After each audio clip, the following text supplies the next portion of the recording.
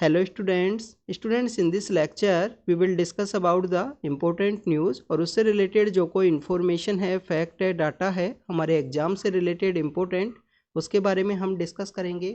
First important news है green revolution के बारे में। उसके जो मेन आर्किटेक्ट थे MS स्वामीनाथन सर, उनकी डेथ की वजह से ये टॉपिक न्यूज़ के अंदर है। स्टूडेंट्स, ग्रीन रिवॉल्यूशन की वजह से ही इंडिया आज ग्रेन्स के अंदर में सेल्फ सफिशिएंट है।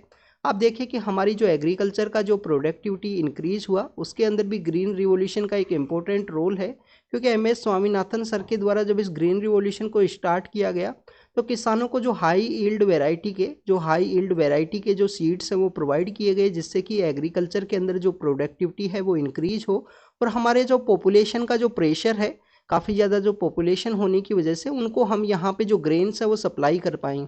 आप देखिए कि नेशनल फूड सिक्योरिटी एक्ट 2013 के थ्रू गवर्नमेंट के द्वारा काफ़ी कम प्राइस के ऊपर में जो ग्रेन्स हैं, जो असेंशियल ग्रेन्स है वो सप्लाई किए जाते हैं। इवन इसके अंदर में आपको जो न्यूट्रिशनल वैल्यू को इम्प्रूव करने के रिगार्डिंग में काफ़ी सारे जो ऐसे न्यूट्रिशनल चीज़ें हैं वो भी ऐड की गई है नेशनल फूड सिक्योरिटी एक्ट के थ्रू। अगर हम बात करें स्टूडेंट्स ग्रीन रिवॉल्यूशन के main architect MS Swaminathan sir के द्वारा, तो इन्होंने गवर्नमेंट के साथ में 1966 से लेकर 71 का जो वर्क है वो इनके द्वारा किया गया। दो एग्रीकल्चर मिनिस्टर हुआ करते थे जिनके साथ में इन्होंने काम किया है, सुब्रमण्यम सर और इसके अलावा हमारे जो बापू जगजीवन राम हैं उनके साथ में इन्होंने काम किया। अपने अर्लियर फेज में जो गांधीयन जो फिलोसफी है उससे इंस्पायर थे, क्योंकि 1925 के समय इनका जन्म हुआ था। तो ये देखिए कि अपना यूथ का फेज के अंदर में थे जब इंडिया ने इंडिपेंडेंस है उसे अचीव किया, तो गांधीयन फिलोसफी से ये उस समय में इंस्पायर हुआ करते थे अपने यूथ के एज के समय में। जो साइंटिफिक कम्युनिटी है एग्रीकल्चर से सेक्टर से रिलेटेड, हमारे ऑनरेबल PM हैं, सभी ने अपना जो ट्राइब्यूट है वो पे किया है, MS स्वामीनाथन सर के कंट्रीब्यूशन को याद किया है कि कैसे इंडिया पहले PL 480 जैसी जो यहाँ पे सब्सिडीज़ हैं जिनके ऊपर डिपेंड हुआ करता था, सेल्फ सफिशिएंसी ना होने की वजह से उस समय हमारी जो प्राइम मिनिस्टर है इंदिरा गांधी, उनके द्वारा ग्रीन रिवॉल्यूशन है उसको एक मिशन फेज के अंदर चलाया गया और इनको हेड बनाया गया ग्रीन रिवॉल्यूशन का, जिससे कि यहाँ पे सेल्फ सफिशिएंसी है उसको हम अचीव करें एग्रीकल्चर सेक्टर के अंदर में। आप देखें कि ग्रीन रिवॉल्यूशन की वजह से ही जो हमारा दिल्ली के आसपास का जो रीजन है, पंजाब, हरियाणा है, ईस्टर्न राजस्थान है, वेस्टर्न उत्तर प्रदेश है, इसके अंदर जो एग्रीकल्चर का जो प्रोडक्टिविटी है पर हेक्टेयर, जो एग्रीकल्चर का जो प्रोडक्टिविटी है वो आपको काफ़ी हाई देखने के लिए मिलता है। बट इसका एक ड्रॉबैक भी है। ग्रीन रिवॉल्यूशन का एक ड्रॉबैक क्या है, जो हमारा NP के रेशियो है, जो आइडियल NP रेशियो कितना होना चाहिए ये आप कमेंट सेक्शन के अंदर बताओगे। क्या 4:2:1 है या कितना है, वो आपको कमेंट सेक्शन के अंदर बताना है। तो NP रेशियो काफ़ी ज़्यादा डिस्टर्ब हुआ टू मच फर्टिलाइजर्स का यूज़ करने की वजह से, जो केमिकल फर्टिलाइजर्स का यूज़ किया गया है ग्रीन रिवॉल्यूशन का जो मेन एरिया है वहाँ पे। अभी गवर्नमेंट के द्वारा एक ईस्टर्न एरिया के अंदर भी जो ग्रीन रिवॉल्यूशन है उसको प्रमोट करने की बात की गई थी, और ग्रीन रिवॉल्यूशन की अब जो प्रोडक्टिविटी है वो स्टैग्नेंट हो चुकी है, तो कैसे उसको रिवाइवल किया जाए ये गवर्नमेंट का यहाँ पे इनिशिएटिव है प्रेजेंट समय में। अगर हम MS स्वामीनाथन सर के कंट्रीब्यूशन के बारे में बात करें तो इंडिया के अंदर इन्होंने ग्रीन रिवॉल्यूशन को स्टार्ट किया। इसके अलावा आप देखिए कि इन्हीं के द्वारा इंटरनेशनल जो राइस रिसर्च इंस्टीट्यूट है, इंटरनेशनल राइस रिसर्च इंस्टीट्यूट, जिसके बारे में हमने काफ़ी बार डिस्कस किया है, कहाँ पे है, फिलीपाइंस के अंदर ये सिचुएटेड है इंटरनेशनल राइस रिसर्च इंस्टीट्यूट, उसको भी इन्होंने हेड किया था, वहाँ भी इन्होंने हेड किया। इनको जो वर्ल्ड का जो फूड प्राइज है, वर्ल्ड फूड प्राइज जो होता है, वर्ल्ड फूड प्राइज, अब ये न्यूज़ के अंदर भी था, हमारी जो एक इंडियन पर्सन ही है जिनको अभी ये दिया गया है। तो वर्ल्ड फूड प्राइज का जो ये फर्स्ट प्राइज है इन्हीं को दिया गया था। इनको फिलीपाइंस का जो गोल्डन हार्ट का नाम का एक अवार्ड है वो भी दिया गया। 2004 के समय MS स्वामीनाथन कमेटी फिर से बनाई गई थी MSPs के लिए कि मिनिमम सपोर्ट प्राइस है वो किसानों को कितना देना है। तो इन्होंने बेसिकली 50% जो MSP है वो सजेस्ट किया था 2004 में, जो स्वामीनाथन कमेटी है या कमीशन है वो बनाया गया। तो this is all about the MS Swaminathan sir का जो कंट्रीब्यूशन है 2018 के समय, जो वर्ल्ड फूड प्राइज इंडिया के द्वारा जो स्टार्ट किया गया, sorry world agriculture prize, world food prize तो ये है स्टूडेंट जो इंटरनेशनल राइस रिसर्च इंस्टीट्यूट के द्वारा दिया जाता है, और इंडियन ही जो स्वाति नायक है उनको दिया गया है रिसेंटली, क्योंकि उन्होंने उड़ीसा में जो ट्राइबल सेक्टर्स हैं उनके लिए काफ़ी अच्छा वर्क किया है, राइस की एक जो सीड है वो उनको प्रोवाइड किया है। तो अगर हम बात करें जो वर्ल्ड एग्रीकल्चर प्राइज है वो 2018 में MS स्वामीनाथन सर के द्वारा सर को ही दिया गया था। ये बेसिकली कुछ ओल्ड फोटोज हैं जो आज के न्यूज़पेपर के अंदर मेंशन थी। ये उनका ट्रस्ट है जिसके थ्रू बेसिकली वो वुमेन फार्मर्स इन सबको बेनिफिट करना चाहते थे। और एक गांधीयन एक कोट भी है, गांधी जी का एक कोट है। गांधी जी का कोट ये है कि अगर पुअर मैन्स को कोई ब्रेड है, जो रोटी है वो प्रोवाइड करता है, वो ही उनके लिए भगवान है। तो एम एस स्वामीनाथन सर के इन इफर्ट्स की वजह से ही इंडिया ने ये जो सेल्फ सफिशिएंसी है उसको अचीव किया। और हमारी जो हमारे यहाँ पे जो पॉपुलेशन का जो प्रेशर है, उस पॉपुलेशन के प्रेशर को हम डील कर पाए कि सभी लोगों को जो फूड है वो प्रोवाइड कर पाए। नेशनल फूड सिक्योरिटी एक्ट के थ्रू आप देख सकते हो। नेक्स्ट अगर हम बात करें स्टूडेंट्स, 5i इंटेलिजेंस अलायंस के बारे में है। ये बेसिकली न्यूज़ का जो यहाँ पे क्रम होना चाहिए था ना, जो ऑर्डर होना चाहिए था, वो चेंज हो गया लिटिल बिट सेट करते समय। ये आपको टेक्स्ट एंड कंटेक्स्ट के अंदर ये न्यूज़ है वो मेंशन है। 5i इंटेलिजेंस अलायंस के बारे में अगर हम बात करें स्टूडेंट्स ये अलायंस वर्ल्ड वॉर सेकेंड के समय स्टार्ट हुआ था। वर्ल्ड वॉर सेकेंड के समय स्टार्ट हुआ और इनिशियल फेज में आपको देखने के लिए मिलेगा कि जो यूके एंड यूएसए हैं, यूके एंड यूएसए उनके द्वारा ये स्टार्ट किया गया था। पहले इसका जो नाम है वो 5i अलायंस के नाम से भी नहीं हुआ करता था, यूके यूएस एग्रीमेंट के नाम से भी नहीं हुआ करता था। इसको इनिशियल फेज में जाना जाता था, ब्रिटेन को बीआर के नाम से लिखा गया है और यूएसए को यूएसए के नाम से, बीआर यूएसए के नाम से इसको जाना जाता था। बट बाद में जब एग्रीमेंट साइन हुआ तो इसको यूके यूएस के रूप में ये आया। वर्ल्ड वॉर सेकेंड के समय जो रसिया की जो एक्टिविटीज़ हैं, उनके जो यहाँ पे इंटेलिजेंस है वो शेयर की जाती थी, एक दूसरे के साथ में कोऑपरेट किया जाता था यूके एंड यूएस के द्वारा। बाद में इसमें कनाडा आपको ज्वाइन करेगा, बाद में कनाडा इसके अंदर ज्वाइन करेगा। कनाडा का जो ज्वाइन करने का जो समय है वो 1948 है।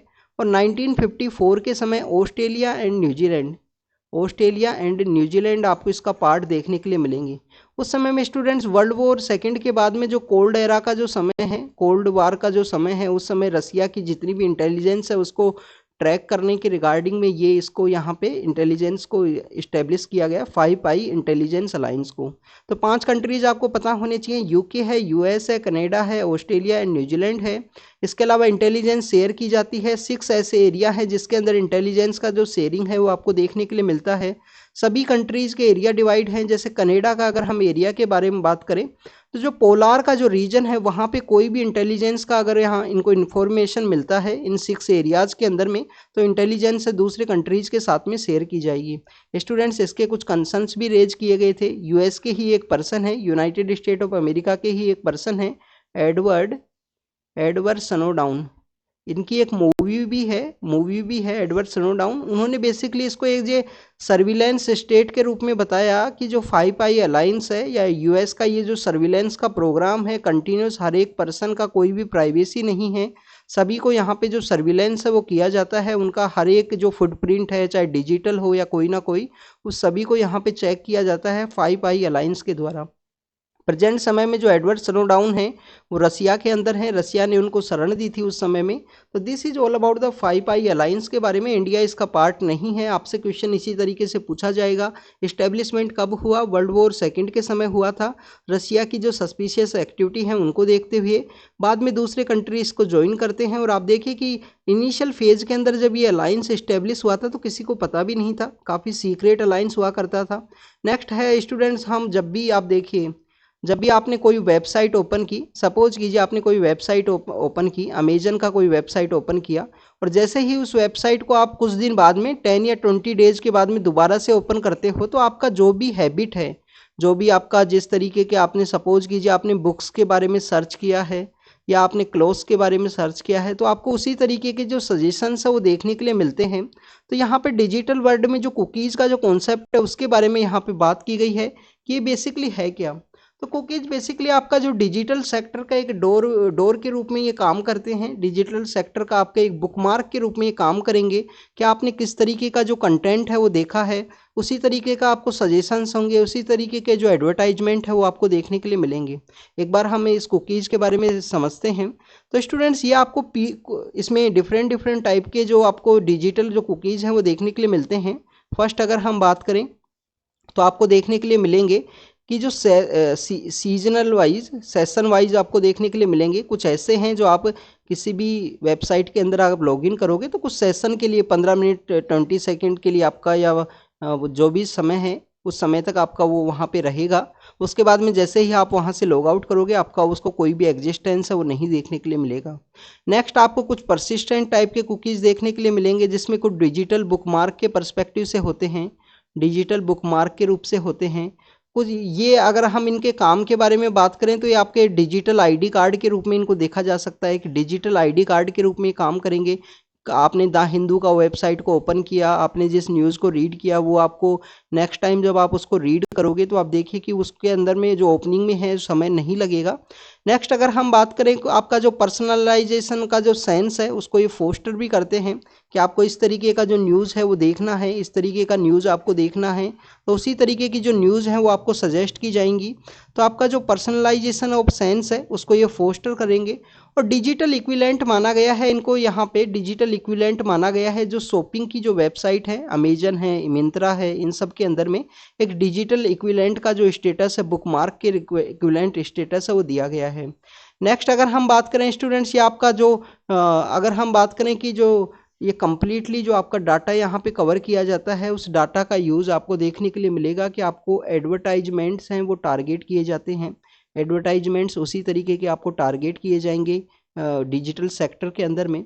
तो ये प्राइवेसी का जो एक कंसर्न है वो रेज करते हैं कि डिजिटल सेक्टर के अंदर में कोई भी प्राइवेसी का काम नहीं है, कोई भी प्राइवेसी का काम नहीं है डिजिटल सेक्टर के अंदर में।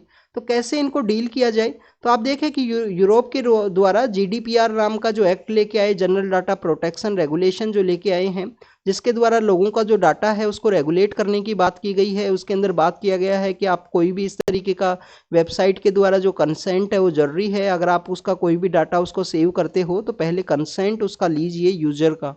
नेक्स्ट अगर हम बात करें स्टूडेंट्स, इंडिया के द्वारा भी digital personal data protection act 2023 है, digital personal data protection act 2023 है, वो लेके आई है हमारी गवर्नमेंट। और उसके थ्रू भी आपका जो हर बार कंसेंट है वो ज़रूरी है। इसके अलावा अगर हम बात करें कैलिफोर्निया का आपको एक एक्ट देखने के लिए मिलेगा डिजिटल सेक्टर के अंदर में। तो ये बेसिकली यहाँ पे इसका मेन मोटिव यही है कि आपका जो डाटा है उसको कलेक्ट करने से पहले किसी भी वेबसाइट के द्वारा जो टारगेट एडवर्टाइजमेंट आपको देखने के लिए मिलेंगे, जो आपका प्राइवेसी का एक कंसर्न रेज हुआ है, तो डाटा को कलेक्ट करने से पहले आपका जो कंसेंट है वो ज़रूरी है। 2023 का जो हमारा digital personal data protection act है उसके बारे में आपको पता होना चाहिए। Digital personal data protection act, digital personal data protection act है 2023 का, जिसको रिसेंटली पास किया गया था। तो उसके अंदर ये कंसेंट है वो बताया गया है कि जब भी आप कोई भी नई वेबसाइट ओपन करोगे तो पहले आपका कंसेंट लिया जाएगा कि आपका जो पर्सनल डाटा है, आप जो भी इस तरीके का यहाँ पे कोई भी डिजिटल एक्टिविटी करोगे, किसी भी चीज़ को आपको देखना है, जैसे अमेजन के ऊपर आपने बुक्स को देखा तो आपको वो सजेस्ट करेगा। जैसे आपने एक बार यूपीएससी की बुक्स वहाँ पे देख ली, लक्ष्मीकांत को आपने देख लिया कितना प्राइस है, तो आप नेक्स्ट टाइम जब भी ओपन करोगे तो आपको वो बुक्स दिखाएगा। तो पहले कंसेंट की बात की गई है डिजिटल कुकीज़ वर्ल्ड के अंदर में। नेक्स्ट अगर हम बात करें students, next basically Safdarjung tomb के बारे में है। सफदरगंज टॉम्ब है वो किन की याद में बनाया गया है ये आपको पता होना चाहिए कल, क्योंकि वर्ल्ड टूरिज्म डे था, वर्ल्ड टूरिज्म डे। अब आप देखिए कि इंडिया तो टूरिज्म के पर्सपेक्टिव से काफ़ी ज़्यादा इम्पोर्टेंट है।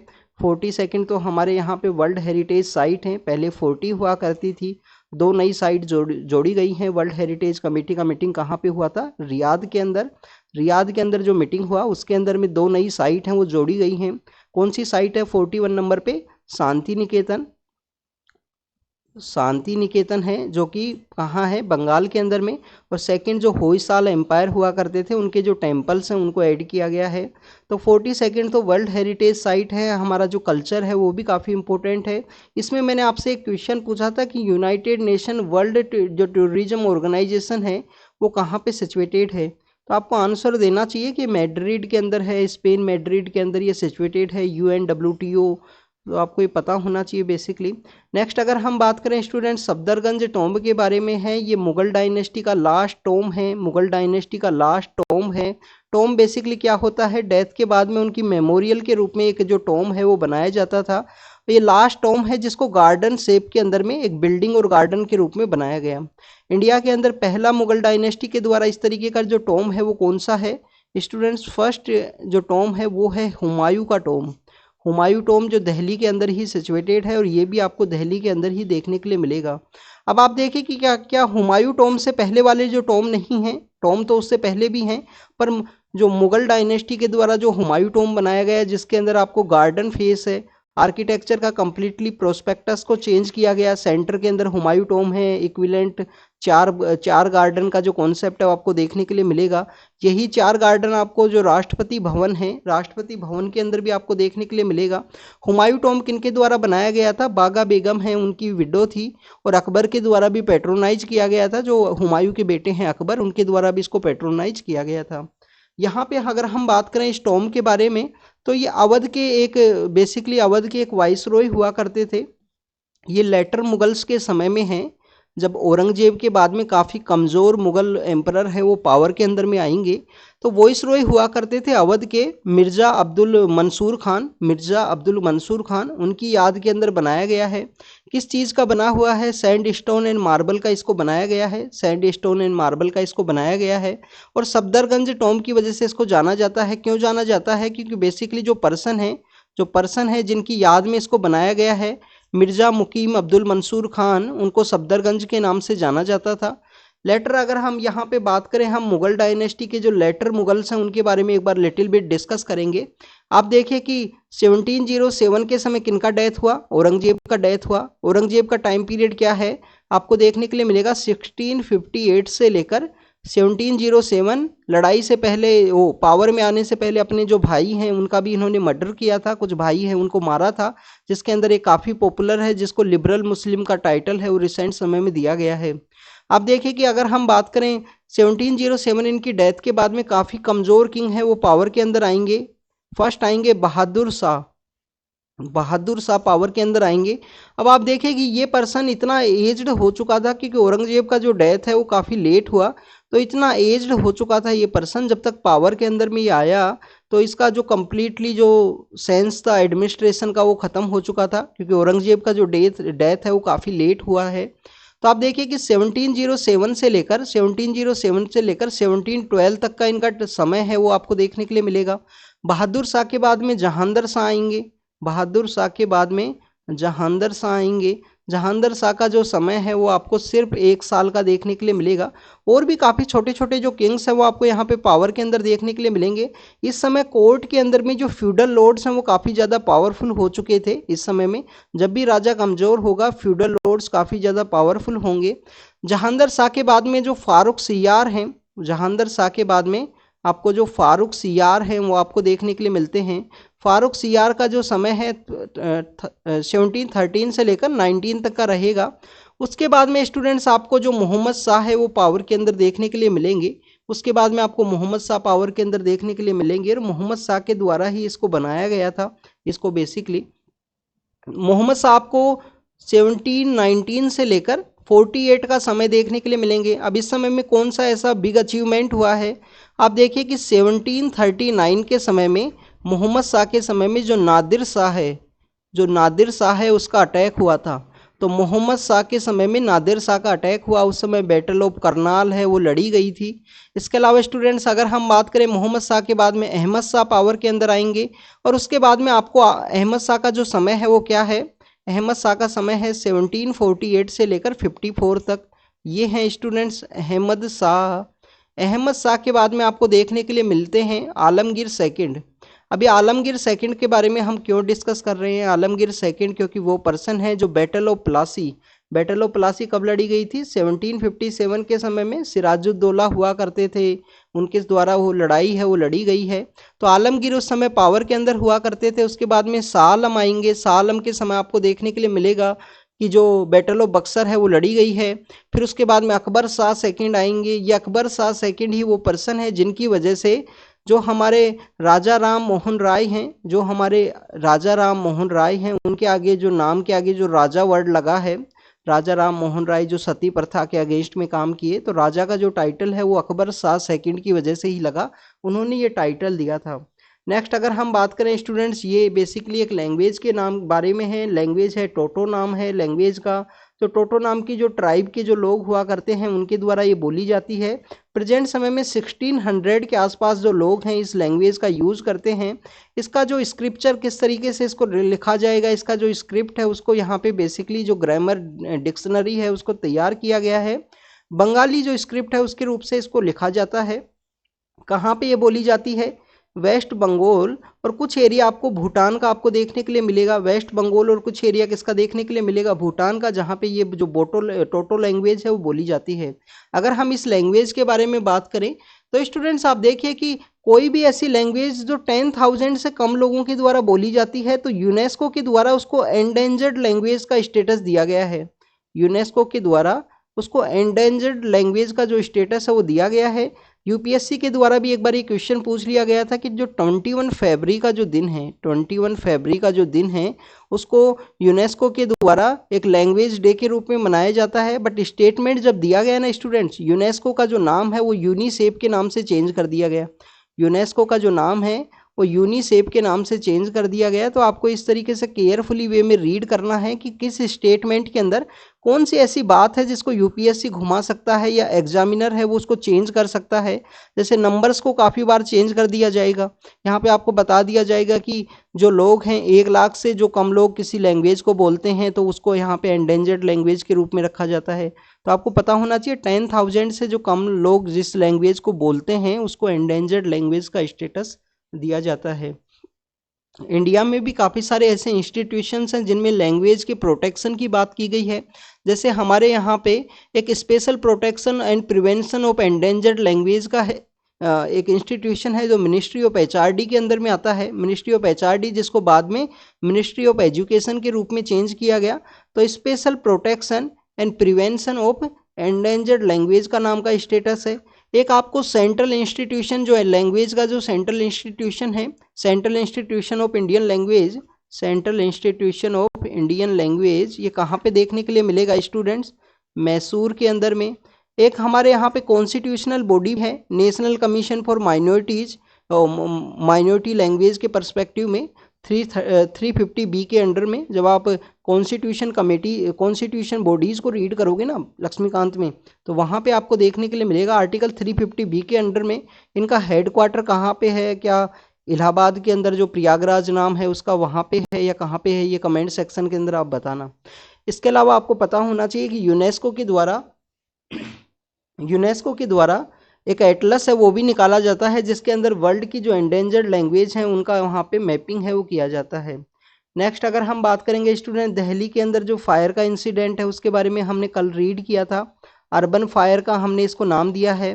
तो अर्बन फायर का जो इंसिडेंट क्यों सामने आया? क्योंकि वहाँ पे वायरिंग के अंदर कोई ना कोई इश्यू था और वायरिंग ऐसी है जो यहाँ पे फायर उनका जो इंसिडेंट है उसी की वजह से मैक्सिमम आपको देखने के लिए मिलेगा अर्बन एरियाज़ के अंदर में। तो ओनर के द्वारा उसको फिक्स नहीं करवाया गया है। बेसिकली ये पीजी हुआ करता था मुखर्जी नगर के अंदर में। अर्बन फायर्स के बारे में आप ज़रूर से रीड करना। अर्बन फायर के जो इंसिडेंट्स इंक्रीज हुए हैं, बिल्डिंग कोड के अकॉर्डिंग बिल्डिंग्स को ना बनाना, अच्छा मटेरियल को यूज़ ना करना और इस तरीके के जो वायरिंग के जो इश्यूज़ हैं जिसमें ओल्ड आपको वायरिंग देखने के लिए मिलेगी वो फायर से कम्प्लीटली इंसुलेटेड नहीं है। तो उसकी वजह से ऐसे जो फायर के इंसिडेंट्स हैं वो डे बाई डे इंक्रीज हुए हैं अर्बन एरियाज़ के अंदर स्पेशली। नेक्स्ट यहाँ पे हम बात करेंगे पंजाब के एक कांग्रेस के एमएलए हैं जिनको अरेस्ट किया गया है। तो स्टूडेंट्स बेसिकली आपको एक बात पता होनी चाहिए, कुछ दिन पहले हमने प्रिविलेज के बारे में डिस्कस किया था। तो क्या किसी एमएलएज को इस तरीके से अरेस्ट किया जा सकता है क्या? अब प्रिविलेज के बारे में जब भी हम डिस्कस करते हैं आर्टिकल 105 किनको प्रिविलेज देता है? मेंबर ऑफ पार्लियामेंट को। आर्टिकल 194 किसको प्रिविलेज देता है? मेंबर ऑफ लेजिस्लेटिव असेंबलीज को। तो स्टूडेंट्स अब यहाँ पे आपको एक बात पता होनी चाहिए कि जो प्रिविलेज हैं यहाँ पे बताए गए हैं आर्टिकल 14 का एक एक्सेप्शन के रूप में इनको देखा गया है। 14 का एक्सेप्शन किस तरीके से? आर्टिकल 14 किसकी बात करता है? Equality before law and equal protection of law. But article 14 में यहाँ पे इक्वलिटी कहाँ है? इनको कुछ प्रिविलेज हैं यहाँ पे हाउस के अंदर ये कुछ ना कुछ बोल सकते हैं, वो completely freedom of speech and expression है हाउस के अंदर में। नेक्स्ट आप देखिए कि यहाँ पे जो अरेस्ट है उसके अंदर भी इनको कुछ बेसिकली जो एग्जेम्पशन है वो मिलते हैं। वो कौन से केस के अंदर मिलेंगे? वो आपको मिलेंगे सिविल केस के अंदर में। अब ये बेसिकली क्रिमिनल केस है, एनडीपीएस एक्ट के अंदर में इनको अरेस्ट किया गया है, ड्रग का कोई मामला है। तो आपको पता होना चाहिए कि जो प्रिविलेज हैं ओनली सिविल केसेस के अंदर अवेलेबल हैं, और वो 40 दिन पहले और 40 दिन बाद में आफ्टर द असेंबली और स्पीकर का कंसेंट होना चाहिए अगर उनको अरेस्ट करना है। तो क्रिमिनल केस के अंदर कोई भी प्रिविलेज है वो अवेलेबल नहीं है।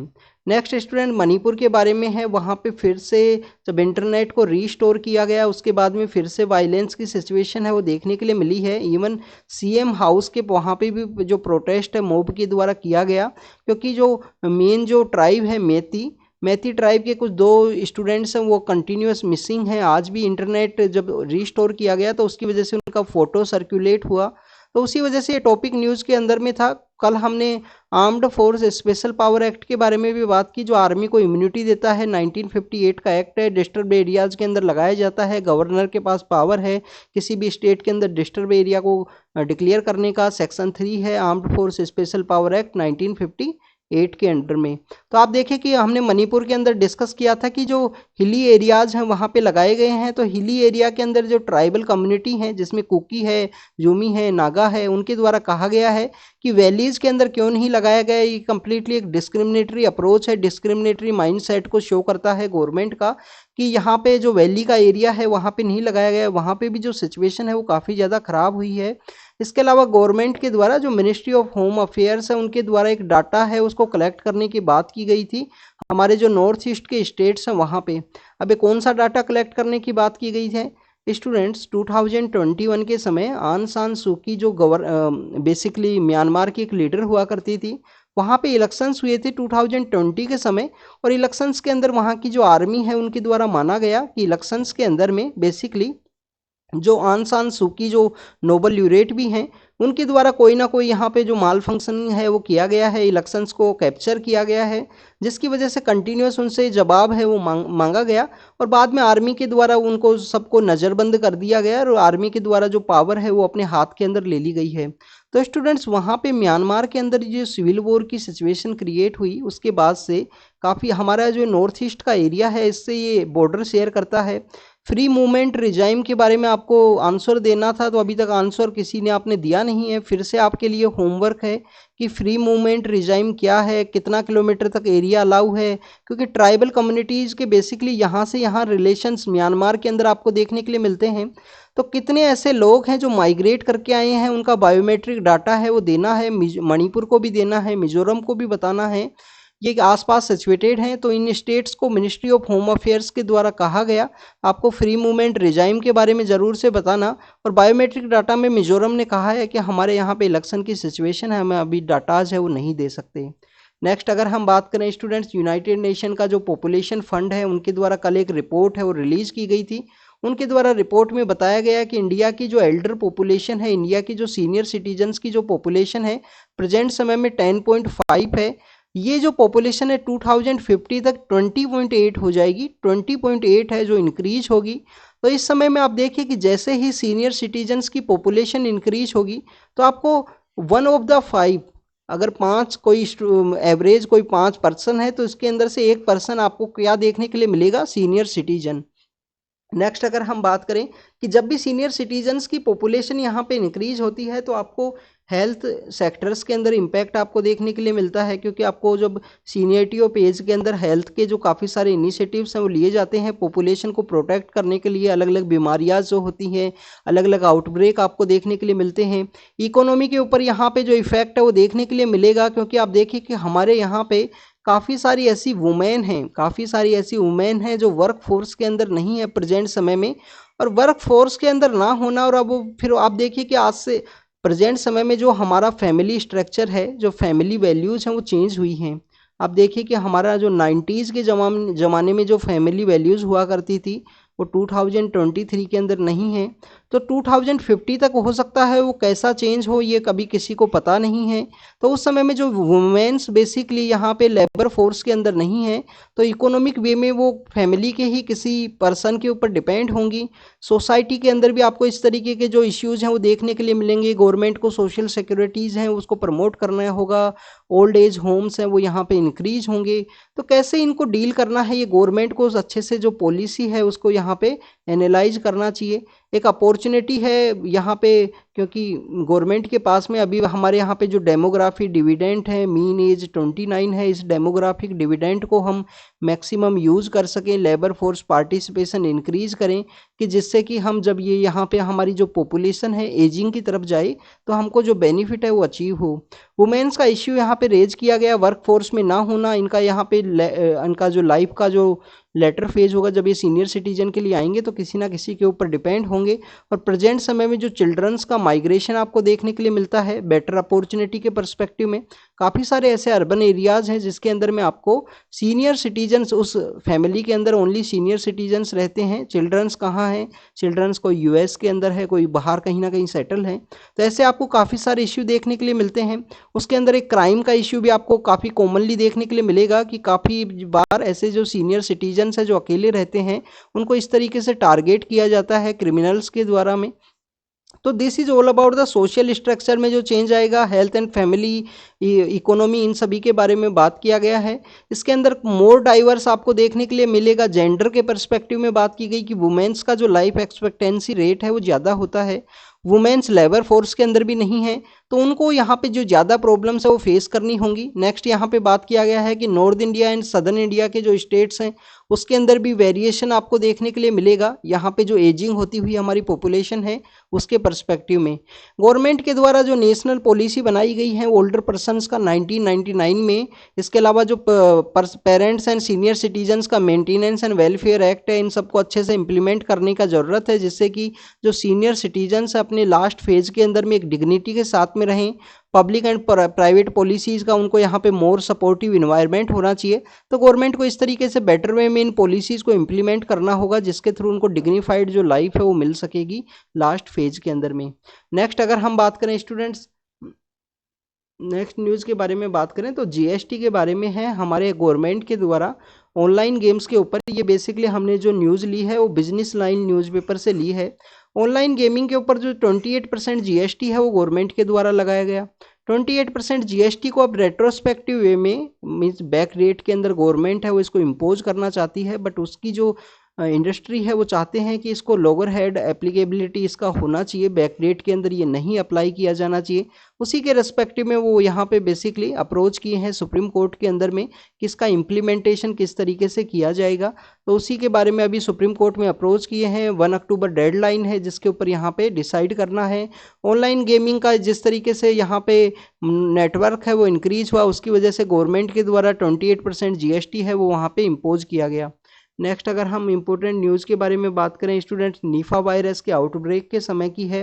निफा वायरस के आउटब्रेक के समय हमारी गवर्नमेंट के द्वारा जो मोनोक्लोनल जो एंटीबॉडीज़ हैं उनकी न्यूज़ आई थी। और ये मोनोक्लोनल जो एंटीबॉडीज़ हैं वो हमने किसके द्वारा ली हैं स्टूडेंट्स? ऑस्ट्रेलिया से हमने ली हैं। वहाँ पे देखें कि हेंड्रा वायरस है उसका आउटब्रेक हुआ था, तो उसके अंदर ये जो मोनोक्लोनल जो एंटीबॉडीज़ हैं उनका जो प्रोडक्शन है वो किया गया। तो बेसिकली ये हैं क्या, जो मोनोक्लोनल एंटीबॉडी हैं वो हैं क्या, उसके बारे में आपको पता होना चाहिए। तो स्टूडेंट्स अगर हम बात करें तो लैब मेड लैब मेड आपको ये जो प्रोटीन्स हैं वो देखने के लिए मिलेगा। लैब में इनको बनाया जाता है, लैब मेड प्रोटीन्स हैं, लैब मेड प्रोटीन्स हैं। इनका बेसिकली जो एंटीबॉडीज़ का जो बिहेवियर है, उस एंटीबॉडीज़ का बिहेवियर पैटर्न है, कैसे वो यहाँ पे वर्क करते हैं, उसी के लिए इस एंटीबॉडीज़ को यहाँ पे प्रोड्यूस किया जाता है। इनको डायरेक्ट टारगेट किया जाता है कि किसी ना किसी एंटीजन को यहाँ पे इनको टारगेट करना है, एंटीजन को टारगेट करना है इन मोनोक्लोनल जो एंटीबॉडीज़ हैं उनके द्वारा। अब आपके लिए यहाँ पे होमवर्क ये है, हमने ऑस्ट्रेलिया से ली है निफा वायरस के लिए। निफा वायरस के बारे में हमने काफ़ी बार डिस्कस किया, 2018 में भी ये आउटब्रेक हुआ था। अभी रिसेंटली इसका कोझिकोड के अंदर आउटब्रेक देखने के लिए मिला, केरल के अंदर में। आउटब्रेक की वजह से वहाँ पे आप देखिए कि इसका कोई डायरेक्ट वैक्सीन है या डायरेक्ट जो इलाज है वो पॉसिबल नहीं है। इसको सेकेंडरी जो कोई ना कोई जो सपोर्टिव मेडिसिन है उसी के थ्रू इसका इलाज किया जाता है। मोनोक्लोनल एंटीबॉडीज़ वहाँ पे न्यूज़ के अंदर हैं। अब आपके लिए होमवर्क ये है कि इन मोनोक्लोनल जो एंटीबॉडीज़ हैं उसको किन के द्वारा यहाँ पे बनाया गया लैब के अंदर में, क्योंकि उन पर्सन्स को 3 पर्सन हैं बेसिकली, उनको 1984 के समय नोबल जो प्राइज है मेडिसिन के अंदर दिया गया था, इसी आर्टिकल के अंदर वो मेंशन है। इसकी वजह से आप इस आर्टिकल को रीड करोगे, और स्टूडेंट्स खुद से रीड करना ज़्यादा इंपॉर्टेंट है। बाद में आप इस तरीके के जो हम लेक्चर्स हैं जितने भी यूट्यूब पे किए जाते हैं टीचर्स के द्वारा, वो आप बाद में देख सकते हो। खुद से आप रीड करोगे तो आपको ज़्यादा बेनिफिट है वो मिलेगा आपकी प्रिपरेशन के अंदर में। नेक्स्ट अगर हम बात करें डेंगू के बारे में है, तो डेंगू का एक जो आपको स्पेशल आपको पता होना चाहिए कि 5 AM से लेकर 7 AM का जो समय है, सुबह सुबह का जो समय है, इसके अलावा जो 5 PM से लेकर 7 PM का जो समय है, उस समय में इसका जो मॉस्किटो है वो बाइट करता है मेनली डेंगू का। तो डेंगू का अभी रिसेंटली इसके जो केस है वो आउटब्रेक हुए हैं, उसकी वजह से ये जो टॉपिक है वो न्यूज़ के अंदर में है। स्टूडेंट्स यहाँ पे माना गया है कि हमारे जो बच्चों की जो आई साइट हैं वो काफ़ी ज़्यादा कमज़ोर हुई हैं, और इंडिया के अंदर 100 मिलियन के आसपास ऐसे बच्चे हैं, ऐसे लोग हैं जिनको प्रॉपर वे में जो यहाँ पे जो आई का जो भी ट्रीटमेंट है वो अवेलेबल नहीं है, प्रॉपर उनके पास इक्विपमेंट नहीं है, फाइनेंशियली सिचुएशन नहीं है, तो प्रॉपर वे में उनका एक्सेस नहीं है, और ये जो नंबर्स हैं वो इंक्रीज होंगे बच्चों के अंदर। ये मेनली क्यों देखने के लिए मिला कि कोविड-19 का जब आउटब्रेक हुआ ना, कोविड-19 का आउटब्रेक हुआ, तो उस समय में स्टूडेंट्स क्या हुआ कि बच्चों की जो स्टडी है वो डिजिटल वे में आपको देखने के लिए मिली। और डिजिटल वे में स्टडी तो आपको 1-2 आवर का था, उस समय में स्कूलिंग जो है 1-2 आवर की हुआ करती थी। बट उसके बाद अलावा पेरेंट्स का कंट्रोल ना होना, इस तरीके से टू मच डिजिटल एक्सेस होना और टू मच डिजिटलाइजेशन होने की वजह से बच्चों का जो आईज़ हैं, मायोपिया है, उसके ऊपर इफेक्ट हुआ। मायोपियाज के जो केसेज हैं वो देखने के लिए मिले, शॉर्ट साइटनेस का जो प्रॉब्लम्स हैं ये सब यहाँ पे आपको देखने के लिए मिले हैं। 100 बिलियन चिल्ड्रन हैं वर्ल्ड के अंदर, अगर हम बात करें 2.2 बिलियन हैं, और मैक्सिमम कहाँ है, मिडिल इनकम कंट्रीज़ के अंदर में या डेवलपिंग कंट्रीज़ के अंदर आपको देखने के लिए मिलेंगे मैक्सिमम जो चिल्ड्रंस हैं। तो ये आई साइट के बारे में है। इंडिया के अंदर इसमें बात की गई है कि जो बच्चे हैं वो बताते भी नहीं हैं कि हमारे आई साइट कमज़ोर है, कंटिन्यूस हेडेक है, वो आपको देखने के लिए मिलेगा। इसके अलावा लोगों के पास में इस तरीके का वो जो स्पेक्स है उनको लगाने का सोचते भी नहीं हैं। तो ऐसे कुछ काफ़ी कारण बताए गए हैं जिसकी वजह से ये जो नंबर्स हैं वो इंक्रीज हुए हैं। नेक्स्ट अगर हम बात करें स्टूडेंट्स करंट अकाउंट डेफिसिट के बारे में है, हमारा जो करंट अकाउंट है प्रेजेंट समय में और भी ज़्यादा जो डेफिसिट है वो इंक्रीज हुआ है। करंट अकाउंट डेफिसिट के बारे में जब भी आप करंट अकाउंट के बारे में रीड करो तो इसके कंपोनेंट्स आपको पता होना चाहिए कि विजिबल सेक्टर के अंदर में, विजिबल सेक्टर के अंदर क्या है, विजिबल सेक्टर के अंदर आपको गुड्स देखने के लिए मिलते हैं, विजिबल सेक्टर के अंदर गुड्स हैं। इनविजिबल सेक्टर के अंदर अगर हम बात करें, इनविजिबल सेक्टर के अंदर क्या है, जैसे कि एसआईटी के रूप में इसको याद कर सकते हो। एसआईटी में आपको देखने के लिए मिलेंगी सर्विसेज। आई के अंदर इनकम है, इनकम का पर्सपेक्टिव में आप देखिए कि प्रॉफिट है, इंटरेस्ट है, डिविडेंड है, कि कोई ना कोई प्रॉफिट हो, इंटरेस्ट हो, डिविडेंड हो। अगर हम बात करें टी का मतलब है ट्रांसफ़र, ट्रांसफ़र के अंदर क्या है, जैसे कि इंडिया के बाहर के लोग जो रेमिटेंस के थ्रू पैसा यहाँ पे सेंड करें। इसके अलावा स्टूडेंट्स यहाँ पे डोनेशन के थ्रू कोई ना कोई पैसा है वो आए डोनेशन के थ्रू, और थर्ड है गिफ्ट के थ्रू आपको यहाँ पे मिले। तो ये करंट अकाउंट के कुछ कंपोनेंट हैं जिनके बारे में आपको पता होना चाहिए। आप देखिए गुड्स के अंदर में हमारा यहाँ पे क्या है, ऑयल, हम जो क्रूड ऑयल जो मंगाते हैं बाहर से। इसके अलावा आपको काफ़ी सारी जो गाड़ियाँ हैं वो भी आपको देखने के लिए मिलती हैं। तो ये जो ऑयल सेक्टर है इसका जो डेफिसिट है वो डे बाय डे इंक्रीज होगा, क्योंकि ऑयल के अंदर भी अब जो प्राइस है वो इंक्रीज हुई हैं।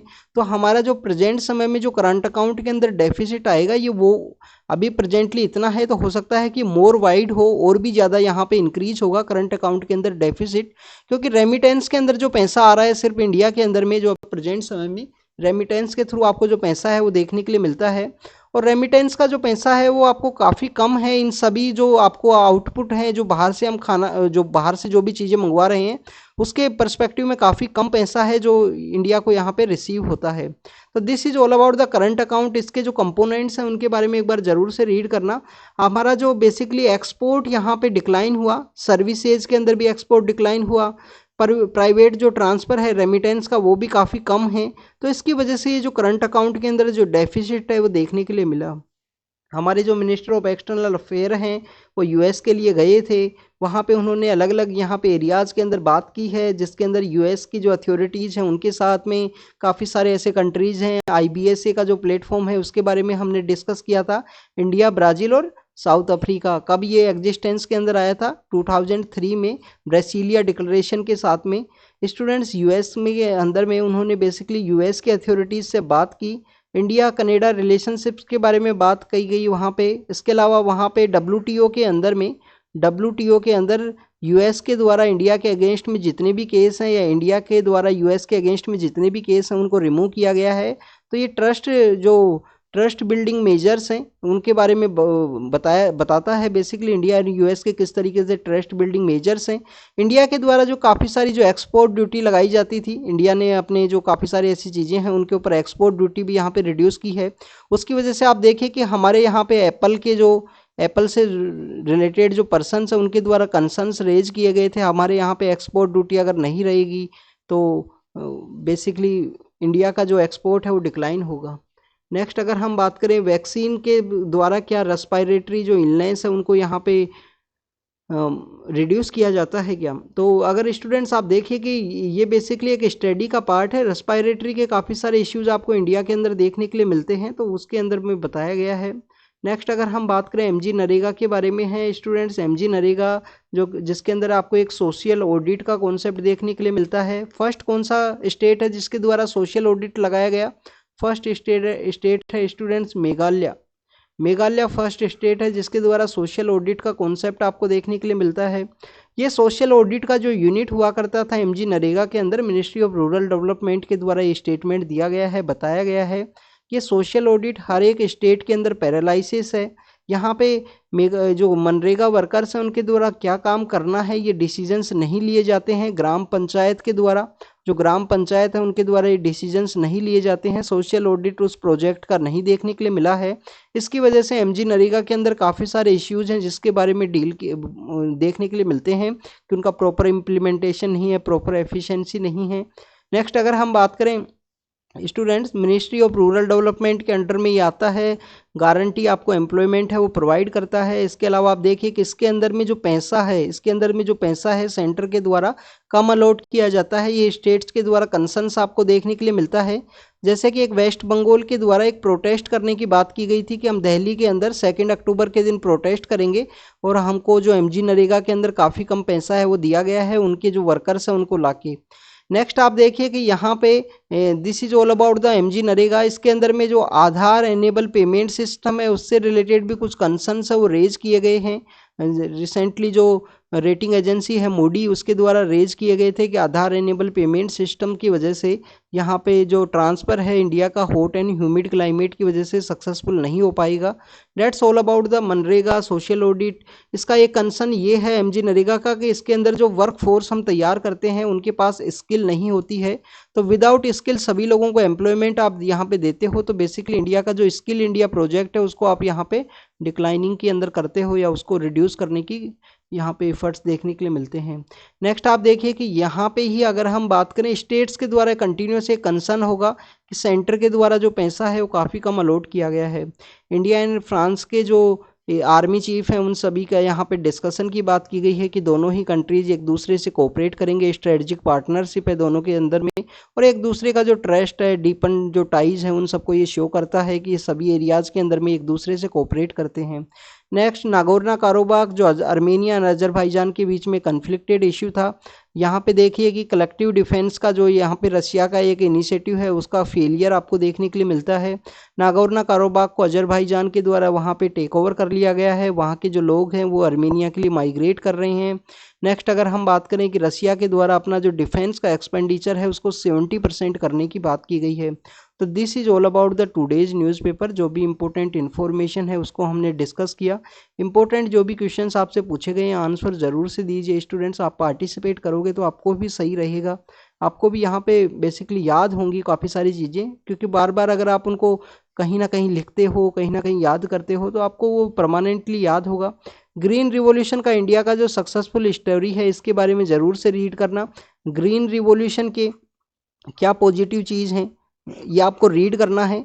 4-5 पॉजिटिव चीज़ ज़रूर से रीड करना और 4-5 नेगेटिव क्या हैं, क्या कंसर्न्स हैं, क्या न्यूट्रिशनल लेवल इम्प्रूव हो पाया हमारा, क्या इसके अलावा ग्रीन रिवॉल्यूशन की वजह से हमारा जो बेसिकली हम बात करें कि जो एग्रीकल्चर प्रोडक्टिविटी है सदर्न इंडिया के अंदर भी इंक्रीज़ हुआ, क्या ईस्टर्न इंडिया के अंदर भी इंक्रीज़ हुआ या नहीं हुआ, तो ये आपको पता होना चाहिए। फूड प्रोसेसिंग इंडस्ट्री के अंदर इंडिया का क्या कंट्रीब्यूशन है, क्योंकि ये सभी एग्रीकल्चर के जो टॉपिक्स हैं वो आपको GS3 के अंदर में और एक दूसरे से कनेक्टेड हैं। जैसे मेगा फूड पार्क का जो प्रोजेक्ट है किसके द्वारा लगाया जाता है। तो इस तरीके से एग्रीकल्चर के 4-5 टॉपिक्स को अच्छे से प्रिपेयर कीजिए, क्योंकि ग्रीन रिवोल्यूशन फिर से न्यूज़ के अंदर आया है, आपको अच्छे से प्रिपेयर करना है इसके बारे में। तो thank you students, thank you very much.